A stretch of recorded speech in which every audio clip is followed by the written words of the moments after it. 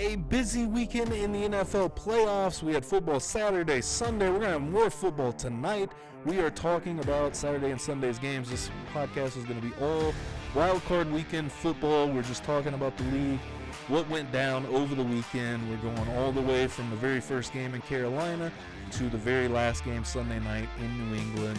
Let's get straight into the wild card weekend. First game over the weekend, we had the Rams and the Panthers going at it in Carolina. Of course, the Panthers winning the South, getting a home game, even though they were 8-9 coming into this game. You know, I've said this multiple times. I don't know whether on pod or live stream at this point, but you know, like we saw, I think I said this on the pod last Thursday, but you know, we saw the Seattle Seahawks. They were trying to recreate that. When we had the Beastquake game, the Seahawks were 7-9 going into that game against the Saints, ended up beating the Saints, and the Rams, who were 12-5 going into this thing, and already lost to Carolina on the road at Carolina earlier on in the season. I can't remember off the top of my head what week that was. I guess we can look right here. Should pop up on the schedule. That was back in week 13, so November 30th. They lost by 3 points. They end up winning this game by 3 points. That last touchdown by Colby Parkinson. Puka Nacua had a rushing and receiving touchdown in this game. Had a wonderful game. I think he had 10 catches. Let me go back to the box score and look at this receiving-wise. 18 targets, 10 catches, 111 yards, and a touchdown. Kyron Williams caught a couple of passes as well. Devontae Adams had a big game back, 5 catches for 72 yards. And so in this game, I think that was one of the bigger takeaways. I know a lot of people on social media, I saw it on Twitter a lot back and forth of just some people not thinking it was a penalty, some people that did think it was a penalty.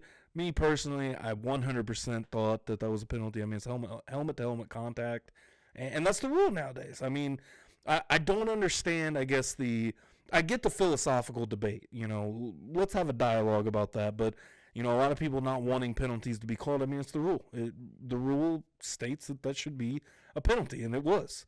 And I think it should have been. And I think the player safety, you know, say what you will about the game, and it's not as tough as it was back in the day. And, you know, back in my day, we used to, you know, live for CTE every weekend, and that's just not this league anymore. And it is okay to not want to see these guys not functional at the end of their careers. I guess I just don't get the fallback on, football's a tough sport. It's a tough sport either way. You know, these guys are out here battling in the trenches every weekend. We don't need to see somebody going over the middle getting their head taken off. And if that's what you like, I mean, I don't know what to tell you, man. Honestly, I don't. If that's what you like, go watch Power Slap. You get that all the time. If you want to watch that kind of head trauma being delved out to somebody willingly, you know, saying, hey, I would like some head trauma for, you know, not much money. I don't know, man. I don't get the thought on, or the Guardian caps, you know, and people were really getting upset about the Guardian caps. I just don't understand that line of thinking of, why do we want players to have head trauma? I just don't get it. I don't know. Whatever. I'll get off that soapbox, but I don't get it. Let me know in the comments below what you guys think about, you know, some of the modern rules. I mean, you know, I get it. There's like the quarterback position being as protected as it is, but at the end of the day, that's ratings. So getting back to this game, but I thought that was part of this game, and so I wanted to kind of talk about that. And don't worry, we're going to get to another one for one of these Sunday games. That is a debate all on its own. But Bryce Young, I thought he played pretty good. 264, 1 touchdown, 1 pick. Obviously, the accuracy wasn't great. 21 of 40, and 6.6 yards per attempt. He was right up there almost with Matthew Stafford at 7.2. 52 was the long. Had a rating of 71.3 versus Matthew Stafford's 93.8. I mean, the Rams were the better team. They came out on top. It was only a 3-point game, but now the Rams going to Chicago next week. I think will be a very interesting matchup. I'll preview that out on the Thursday podcast. But the Rams move on. You know, survive and advance at this point is all you need to do. Is a very hard-fought game. I thought we had a great weekend of games, and excited for this Monday Night Football game as well. That we get between Houston and Pittsburgh. I think it's going to be a real defensive battle. Probably look a lot like the game last night with the Patriots and Chargers.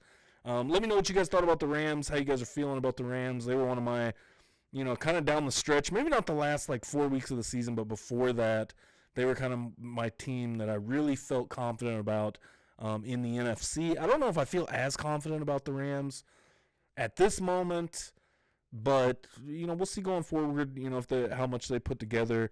I want to see the rushing splits because I did kind of talk about this. 13 carries for Kyren Williams, 11 for Blake Corum. They really started using Blake Corum a lot more there down the stretch, the final few weeks of the season. I know Kyren Williams had a week where he was out, but both of them right there, 4 yards per carry, almost 4.5 for Kyren Williams at 4.4, and then Blake Corum, you got 4.1. I mean, hide behind that run game, play action, and throw it over the top. You got two elite wide receivers. And, Devontae Adams may be in the twilight of his career, but, still, I think at that borderline elite in the league, for what he's done this season. Obviously, with the Raiders, it is what it is. We saw it once before with Randy Moss going to the Raiders and then reviving his career in New England. The Raiders are not great for those elite receivers trying to find a new home. But either way, let me know what you guys think. And also what you guys think about the future of the Carolina Panthers. How bright is it? Because I do think that this team could do something. They're in a weird division where I think 3 out of those 4 teams have a lot of potential. I don't know about the Saints. But between the Bucs, Falcons, and the Panthers have a lot of potential to be very good teams in the league. We'll just see where it goes and see where the coaching decisions go as well. I think Todd Bowles is staying put in Tampa Bay.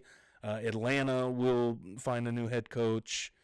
And Dave Canales, he's done a great job. He's done a great job with this Panthers team. So I do feel good about the Rams going into next week, but the Bears team is tough. So we'll see. Let me know what you guys think. All right, the third divisional matchup between the Packers and the Bears in this wild card weekend. It was a wild one. If you watched it live, Caleb Williams and the Bears come back and win a huge game that, going into the second half, I texted Ray and I told him that I would put money on the Bears right now if I was still betting.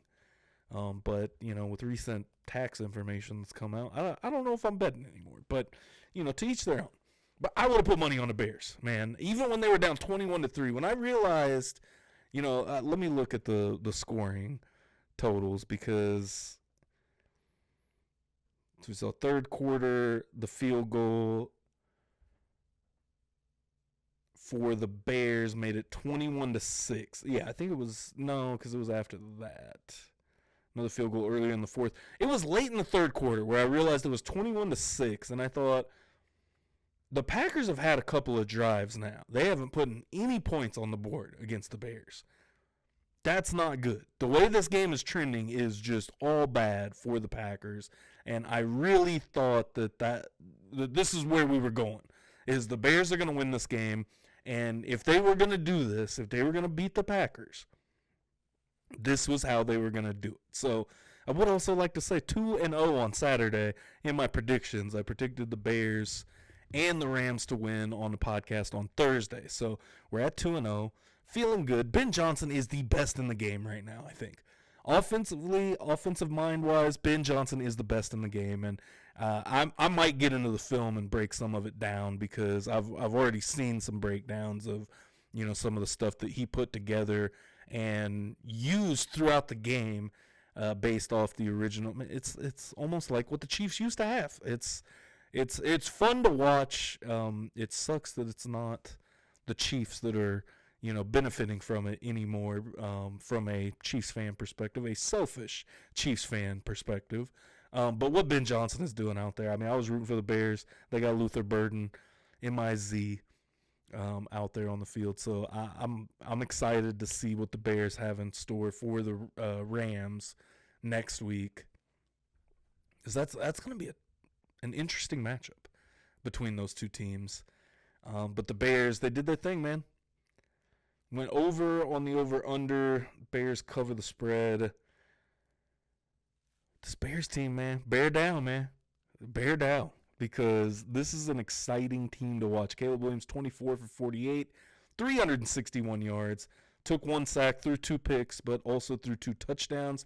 He was also, I think, from my perspective, in my opinion, you guys let me know what you guys think about this take, but I do think he's taken leadership and taken ownership. I mean, there was a lot of Caleb Williams frustrated,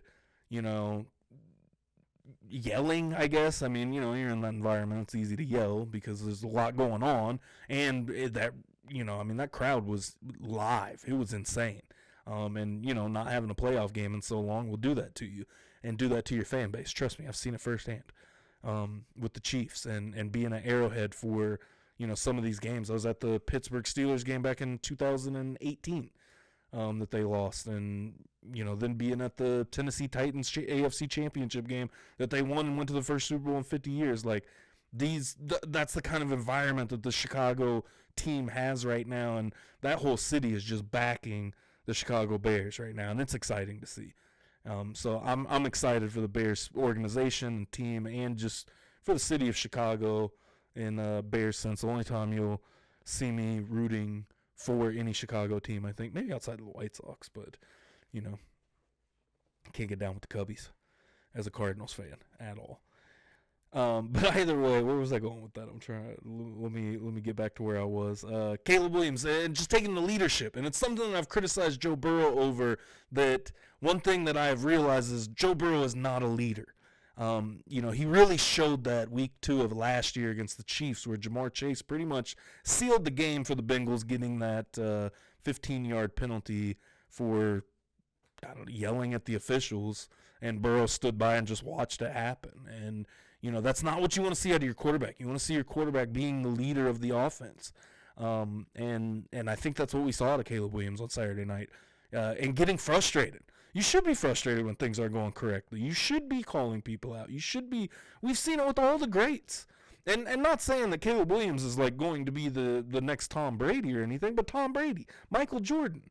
These guys that are just great, they hold everyone accountable, but they hold themselves accountable the most. And, seeing, and I don't know, obviously I'm not in the locker room there or know anything, but I would assume if you are holding your team that highly accountable, and even your coaching staff possibly, there's moments that he's kind of going back and forth with coaches, I would think that Caleb Williams is also holding himself as accountable just for the fact that the Bears are here. The Bears came back and won this game. They've done it time and time again, and they've figured it out. And, sometimes you need your leader to just put that fire in you. Hey, you did not run that route correctly. I mean, there was one with Luther Burden where one of the picks that he threw looked like a terrible throw. I still think it was a bad throw. I don't think that it was a great throw. But it wasn't all on Caleb Williams. I mean, the wrong route was obviously ran from where he put the ball. But, I mean, even where Burden was to where the ball was thrown, I don't think he could have got there in time. And, I was watching it live, so it's not like I watched it on film or anything to know where, if Caleb was looking elsewhere, then just, went over to throw it, trusted his guy was going to be there, and he wasn't. Possibly that happened. So, but there's a mix of accountability there, and you saw them talking it out on the sideline, maybe yelling it out a little bit, but that's what happens when you're in the heat of the moment. So, I do like what we've seen out of Caleb Williams. I would also like to talk about Jordan Love for a moment before we stop talking about this game. 323 yards, 4 touchdowns, no picks. Jordan Love might have won me over in saying that he is at least fringe top 5. The placement on those passes that Jordan Love, the command of the football that Jordan Love has is elite. I mean, elite. I got to watch that game on Amazon, and shout out to Amazon for the all 22 during the game. So I guess I lied. I did watch it on all 22, just not the replay. I watched the live. But giving us that camera angle, because TV, watching from the broadcast camera is just, it's played out at this point. It's not showing you a real representation of what's going on. I mean, the game's still exciting. We're still seeing what's going on. But, being able to watch from that all 22 angle and being able to see where Jordan Love is placing these passes, where the receiver is at in comparison to when he throws the ball, where the ball ends up. I mean, it is just elite. So I'll stop oogling over Jordan loves passing mechanics, but I just had to really talk about that. I texted Ray and said the same thing to him, and he said that he just wants to see him be more consistent. And I could agree with that, and I haven't paid attention to Jordan Love enough to know. But I think at the end of the day for the Packers, this is a coaching problem. You don't have a wide receiver one. You don't treat anyone as a wide receiver one.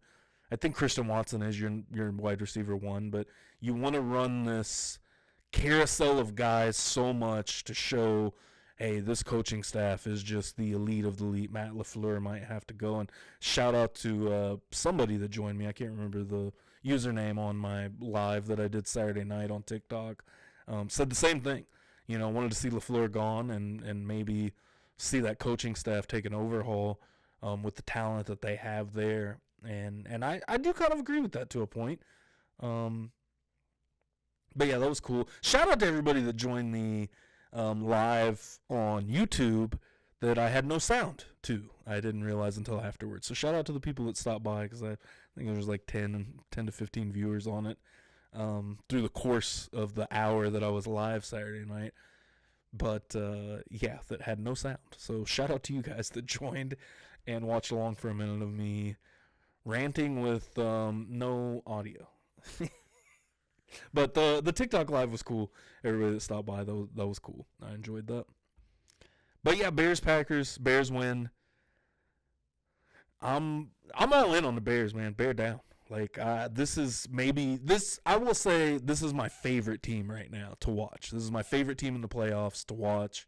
And I don't know, we'll get into the other games, but I don't know if there's anyone that I feel particularly confident in. I still feel like it's a very weird year. And I don't know if there's anyone that I feel particularly confident in, but the Bears team is definitely my favorite team to watch right now. Let me know in the comments your guys' thoughts on the Bears and Packers. And then, of course, Thursday I'm going to get into the breakdown, and we're going to talk about Bears, Rams from Chicago. I think that the crowd does add a level to it to help the Bears out, just of how crazy that crowd was, how crazy that environment was. And you're going to get the same environment, probably ramped up a little bit in this divisional game next weekend. All right, this is the game that I called the main event of the weekend, and it lived up to it until the end. Very anticlimactic finish, I thought, and I'm going to get into that, I think, after this, and then we'll continue on through the final two games that obviously I'm going to talk about in this episode that we saw yesterday. Bills-Jags, wonderful game throughout, back and forth, and I mean, we've seen this in every single playoff game. Josh Allen, 273 passing yards and a touchdown. Was 28 of 35. Trevor Lawrence, 18 of 30, 207 yards, 3 touchdowns, 2 picks, including the game-sealing interception. Josh Allen, 11 carries for 33 yards, 2 touchdowns. James Cook, 15 carries for 46 yards. I would say more like 23 yards for Josh Allen. I mean, that the 10 yards at the end of the game I would attribute to the offensive lineman. I don't know who it was that picked him up and carried him, but I mean, what are we doing? We don't even carry the ball no more. We just pick the quarterback up and carry him. Obviously, what I'm alluding to, we're going to get into a tush-push debate and talk, because I'm very interested to hear what other people think about this. On the other side of the ball, we saw the Jags really just stop running the ball, and that was their biggest problem. And it's a tale as old as time. It feels like at this point, because we talk about it with Harbaugh, we talk about it with Andy Reid a lot here, especially on this channel, of not wanting to run the ball. And I get it. You start getting into your playbook and you're feeling it. You want to pass the ball. You want to move the ball. But I feel like the Jags did kind of get away from running the ball at a very high rate. You look at Travis Etienne, 10 carries, 67 yards, 6.7 yards per carry. I mean, he did get 10 carries, which is about standard in today's day and age. Tootin, 4 carries for 51 yards. I mean, 12.8 yards per carry for Bashal Tootin. 2 carries for Parker Washington, only equaled 2 yards. Khalil Shakir had just a monster game. Seemed like every time the Bills needed to be bailed out, Khalil Shakir was there. 12 catches, 82 yards on the day. It does not give me this man's yak. So I would like to know the yak yardage he picked up on the day. Dalton Kincaid, 3 catches for 28 yards. Brandon Cooks had a couple of key catches, 3 for 58. For the Jags, Parker Washington, 7 catches, 107 yards, and a touchdown. Travis Etienne, Brian Thomas Jr. both caught touchdown passes. Jacoby Myers, what a great trade that was. Only 1 catch for 12 yards in this game, but I wish I could remember exactly what point, because I think it was the first half, but it was a very meaningful catch, those 12 yards, a big first down that they got, that I think it led to 3 or a touchdown. The Jags couldn't capitalize on an early turnover that could have put them up 2 possessions. I think that Liam Cohen made the right call going for it. Obviously, they just couldn't cash it in. But the anticlimactic finish, I feel like, is just the fact that we see. First of all, the 3rd and 1 Josh Allen didn't get. And I don't understand how. I just don't understand the tush push. Really, at the end of the day, because it is a offense for offense play. Won't blow the play dead until the first down is got. They stopped Josh Allen, I really feel like 2 different times. Like, they stopped the momentum all the way on that 3rd and 1 down play. And what are we doing? We saw the fumble earlier this year with the Eagles. What are we doing? That was ruled forward progress. It's a fumble. I mean, he fumbled. If you're going to let the play go on until they push through for a first down, but the fumble you're going to overturn. I just don't understand. I don't want to say there's no way to officiate the play, because there is, but they're not officiating it efficiently. Really, at the end of the day, they just officiate it in any way to screw over the defense. So I'm all the way out on this play. Like, this should be banned, 100%. This offseason, this play has to be banned. You can get away with a false start most of the time. You get as many chances as you need to push across the line, but if you fumbled the ball, we're just going to call the play dead and give the ball back to the offense. What are we doing? It's a dumb play. It's not a football play. Picking someone up and carrying them to the end zone is not a football play. It's stupid. And if you think it's a football play, you don't like football. And it's really NFP behavior. And I just can't tolerate the NFP behavior anymore of this stupid-ass play that should not be able to be run. I don't understand how we have gotten to this point where we are watching in real time it was the best way to sum up Josh Allen's career, though. Him being carried to the goal line. He's always had damn near a top 10 defense. I know he didn't this year. He's had a number 1 receiver. Had a number 1 receiver for years in Stefon Diggs. Couldn't do anything with it. And now he's got one of the best running backs in the game. And we just keep on talking about how Josh Allen has no weapons. And the same way people do with the Chiefs and say, well, Kelsey's always been there. Let's not talk about Kelsey regressing, Kelsey getting older. That's, whatever.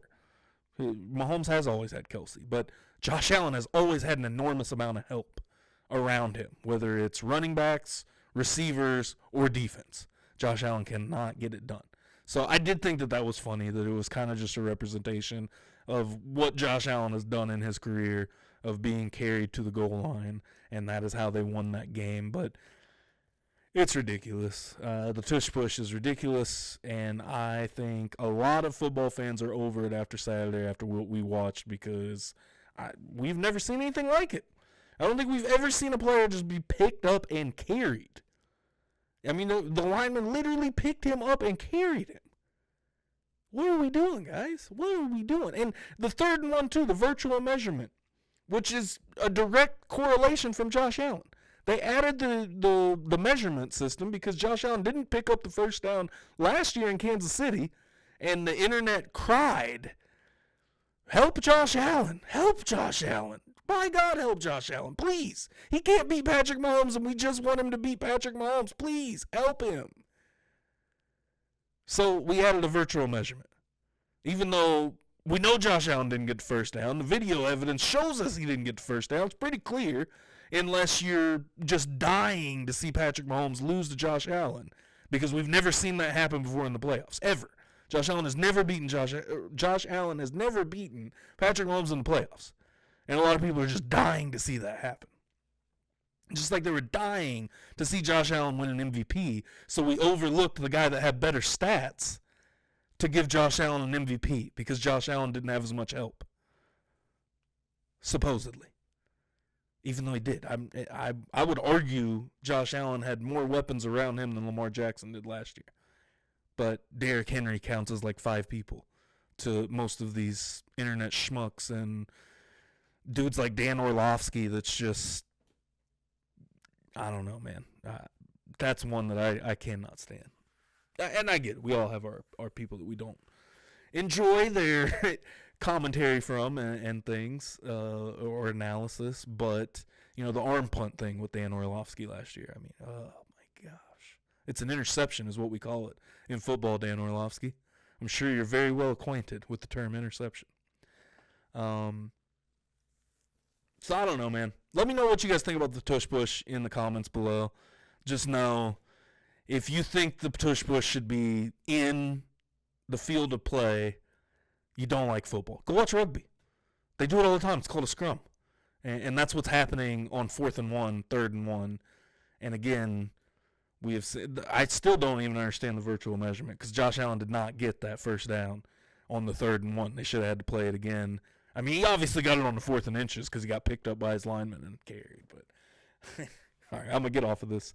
The Bills, they move on, and they will play they'll play the Broncos. They go at Denver, which either one of those teams, I don't know who's going to win that one because, I mean, I don't, and I'll get into it, but I don't have a lot of confidence in many of these teams, honestly. Either way, let me know in the comments below what you guys think about Tush Push, Josh Allen, and his given awards and just, I don't know. Will he get it done? Will he actually get it done? He doesn't have to go through Patrick Mahomes. The big bad wolf is gone this year. It's Josh Allen or nothing. Or else I really just don't want to hear anybody talking about Josh Allen in the same light as a Lamar Jackson or a Patrick Mahomes until he can win one. Next up, what ended up being my second favorite game of the weekend, the 49ers and the Eagles. It really just all-around good game, and obviously, as a Chiefs fan, I'm hate watching Sirianni and the Eagles. Really, it's just Sirianni. That and between Jalen Hurts, because Jalen Hurts and Josh Allen are in the same boat, in my opinion, and really similar stats. They turn the ball over a lot, both of them, and they're and a lot of people want to push them for reasons. So I kind of feel the same way about both of them. But this is a really good game. That trick play was amazing. I don't understand why Reed Blankenship didn't cover it, but he came down, read the play wrong, opened up a wide-open touchdown for Christian McCaffrey, who had a great game. You get over the box score and look at his stats. 15 carries, 48 yards, 3.2 yards per carry. Not great, but in the receiving game, 8 targets, 6 catches, 66 yards, 2 touchdowns. He put 2 tutties on the board receiving. Demarcus Robinson, a really good game, 6 for 111 yards and a touchdown. Vintage? I don't even know what to call that. That's not vintage Demarcus Robinson. Juwan Jennings, 1 catch for 45 yards. He was the one that threw the touchdown pass. 29 yards is what he threw it for a tutty. How about that perfect quarterback rating of 158.3? Brock Purdy. There's a conversation to be had of Brock Purdy, and this right here, I just want to highlight this for a moment because this is why we talk crazy about Jalen Hurts. Jalen Hurts has some great games, right? And what I was just talking about in that last, talking about the Bills and the Jaguars game, and what I want to just say is we base a lot off help when it comes to. And I don't know if it's a good thing or a bad thing, but just talking about like Lamar and Allen, and talking about like the help that they've had, and even Patrick Mahomes gets brought into this because, you know, he took a sorry group of receivers and won a Super Bowl with them. Well, he still had Travis Kelce. Okay, you're right. No run game really existent, and a very good defense. Early in Mahomes' career, he had an elite receiver, he had an elite tight end. Outside of that, had a patched together offensive line. Not really a run game to speak of, and a terrible defense. A lot of people forget that first Super Bowl that the Chiefs had a bottom 15 defense. Or not bottom 15, but bottom half defense. I think they were ranked 17th in the league defensively. I'd have to look it up but somewhere in between 15, 16, 17, I think, is what they were ranked in the league when Mahomes won that first Super Bowl. We've seen Mahomes do it in a lot of different ways. I mean, obviously, if you're going to win Super Bowls, you're going to have other elite players outside of your quarterback. And I think that that's something that kind of gets lost sometimes in these debates and talking about, well, Josh Allen should have been MVP last year because, Derrick Henry's on the Ravens, and the Ravens have a good defense. Well, the Bills have, throughout Josh Allen's career, always had a good defense. Josh Allen has James Cook. So anyways, equating this back to this game, you look at the tools around and at the expense of Jalen Hurts. You have two guys that could probably be number one receivers on many teams, Devontae Smith as well as A.J. Brown. I mean, A.J. Brown was obviously a number one before he came to Philly, but I think Devontae Smith could probably be a number one on a lot of teams. You've got Saquon Barkley, who last year was the best running back in the game. Number one. 110% best running back in the game. That is what led to them winning a Super Bowl. They have always, Jalen Hurts has never not known what it's like to have a less than elite offensive line. So this is why I think the conversation gets muddied up with Jalen Hurts, because we want to talk about the weapons that he has. I think it's kind of like the same thing with Burrow, where, Burrow has two elite wide receivers at his disposal. He hasn't had a very good offensive line, though, and that's something that we know. Mid to solid run game. But then you look at this other side, and it's like, this dude has all the tools that Burrow doesn't on top of the tools that Burrow does have. Elite offensive line play, elite run game, and really an elite defense. The Eagles have drafted very, very well when it comes to defense.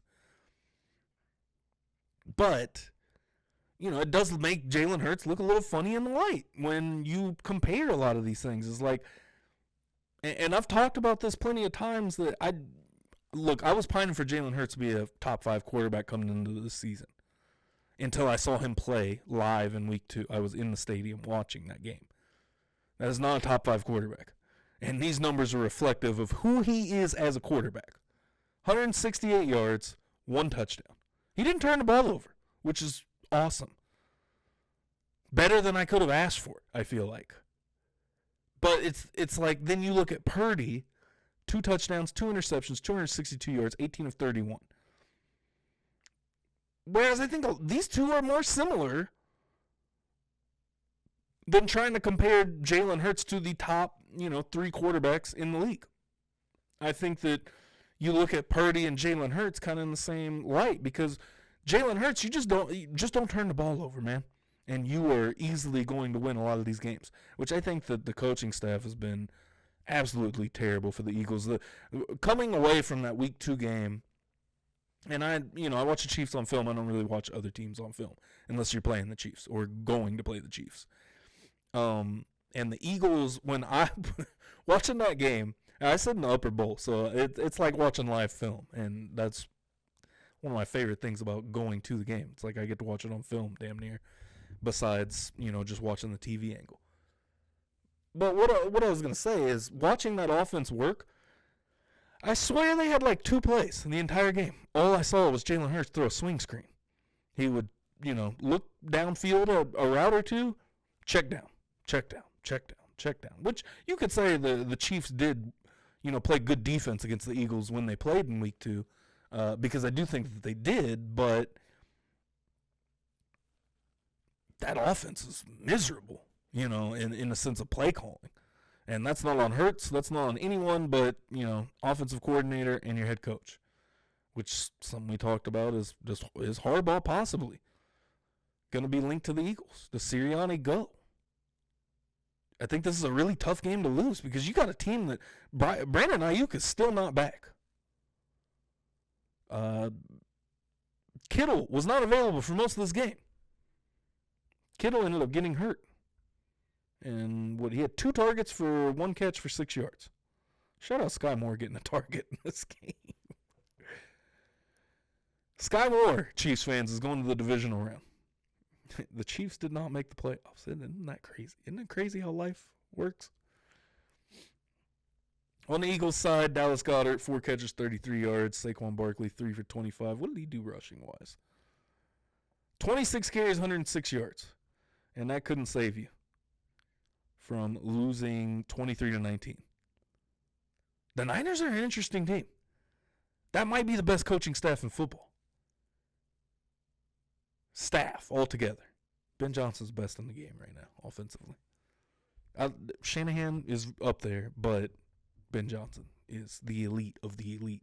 But collectively, between Robert Saleh, Kyle Shanahan, the rest of that staff, what they've done with how injured this team has been, and they went on the road to beat the defending world champions to go to the divisional round to play the Bears, which on paper isn't as tough as a matchup, I don't think, as the Eagles are, and just like the elite players that they have, offense and defensive wise. Kudos to the 49ers, man. Kudos to that entire coaching staff. I'm just worried about seeing Kyle Shanahan make it to another Super Bowl and lose it. Obviously, he's been to 3 as a coach and lost every single one of them. Don't forget, he was the offensive coordinator on that Atlanta Falcons team that gave up that huge comeback. Remember that. Let me know in the comments below what you guys think about the 49ers. How real are they? How far do they go? Do they beat the Bears? We'll talk about it on Thursday. Final game of the weekend before Monday Night Football here tonight. And Monday Night Football might be going on by the time that I put this out. Might go live tonight too. So if you are this deep in, if I go live, you might as well join. Hit that bell to stay notified if I do go live tonight. Chargers, Patriots. This thing was a stinker. This thing was an absolute stinker. I mean, I'm more interested in the Patriots defense than I am their offense. I don't know what it is about their offense, but it is boring as hell. It is what I've kind of come to realize. Shout out to Meezy. We were watching this game together, and that was something I said early in the game. It's like every single primetime game that I've turned on with the Patriots in it, it just drags on forever. And usually they're beating up on some team, like I think of the Patriots and Giants game. You know, they're beating up on some team that they are better than, and you know, how good are the Patriots? I don't know. I put stock in Vrabel. I put stock in that this team is going to be good enough to probably see an AFC Championship berth. We'll see who they get tonight between Houston and Pittsburgh. But with Buffalo going to Denver, I kind of assume Buffalo comes out of that. That'll be a rematch from last year, actually, thinking about it, from the wild card weekend. But I don't know. You know, Josh Allen usually wins wild card games and then gets bounced. We've seen him go to the AFC Championship game a couple of years in a row now. So we'll see. We'll see what we get. I wouldn't mind a Bo Nix, Drake May AFC Championship game, but either way, the Chargers looked absolutely dreadful in this game. I mean, it was bad. Herbert got beat up. That offensive line was absolutely terrible. 19 of 31, 159 yards. No touchdowns, no picks. Drake May on the other side, 268 yards. He went 17 of 29, 1 touchdown, 1 interception off of a tipped ball. The Chargers, I think that's how they got their 3 points. I think that's the only 3 points that they scored when they were already there. Omarion Hampton, 1 carry for -1 yard. I don't even know if Omarion Hampton got into... He did not get in the passing game. I don't know why they didn't use him as much. Maybe he went out with an injury and I didn't realize it. I don't know. Let me know in the comments below. But Herbert, 10 carries for 57 yards. I mean, he still ran a damn ball for 57 yards. Fumbled it away on one. Drake May also had a fumble loss, which was terrible pocket work, I thought. You know, like, and this is something that Meezy mentioned to me that I kind of agree with. Quarterbacks don't just go down anymore. Like, on that play was the perfect moment to see Drake May just fall to the ground. At that point, there is no point. The pocket had already collapsed, like, all the way. He steps up. There's a defender on him, and then still tries to get the throw off. And as soon as he tries to make that second effort to get the throw off, strip sack. I will say, Justin Herbert made an amazing play that I wouldn't love on that sideline, or, just love from the perspective of he was in his own territory. I mean, he was like on the 1 or 2 yard line when he got that ball away. Vidal was there in the area. It ended up being an incomplete pass, but very easily could have been a fumble that ended the game right then and there. I can't remember if that was in the first or second half when that happened. I think it was like early in the second half when they came out of the locker room. I could be wrong, but it was a great way to get the ball away. It was one of those things, people be complaining about when Collinsworth be going on and on. I wasn't paying attention to the commentary, so I don't know how much that he went on. Me and Measy were pretty much talking through the whole game, just talking about the game, but I don't know. The Patriots, they just seem boring. I don't know what it is, which may win them a Super Bowl. I don't know. We'll see. This is an interesting team because, I mean, they can make big plays when they need to, and they did have some big plays in this game. Drake May also ran for 66 yards. Both quarterbacks led in rushing on their side. Travion Henderson, only 9 carries for 27 yards. And then we saw Ramondre Stevenson, 10 carries for 53 yards. They can be explosive when they need to be. Ladd McConkey, I feel like he had a rough game. He had that one drop that was rough. I think he should have caught. Keenan Allen. It felt like every time that Herbert did have enough time to throw and find somebody, it hit him in the hands and they dropped it. Because Keenan Allen had a miserable game. I mean, even just looking at 8 targets, 3 catches for 25 yards. And off the top of my head, I can think of multiple times where Keenan Allen got hit right in the hands and just dropped the ball. Like, Herbert was the only one out there trying to win the game, is what it felt like at moments in this game. I don't know. I don't have too much to say about this game. I'm happy it's over, and I'm happy to move on to the next round and see the Patriots play the Steelers or Texans. I have the Texans winning this game tonight. And let's see. So let's go through it. Was perfect on Saturday, 2-0. I think the only game I got wrong was the Niners and the Eagles right now. So we are up 4-1 going into this final game on Monday Night Football. So if Houston brings out a win, your boy went 5-1 in predictions this week, and I think that's pretty damn good. I think that's pretty good. But let me know in the comments below what you guys thought about Saturday and Sunday of Wild Card Weekend. I'm excited for this Monday Night Football game. Who you got tonight? Let me know in the comments below, too. If you enjoyed the podcast, hit that like button for me. Hit the subscribe button, too, for more. And hit that bell to stay notified whenever I post or go live. Any of that good stuff. Until next time, your boy's out.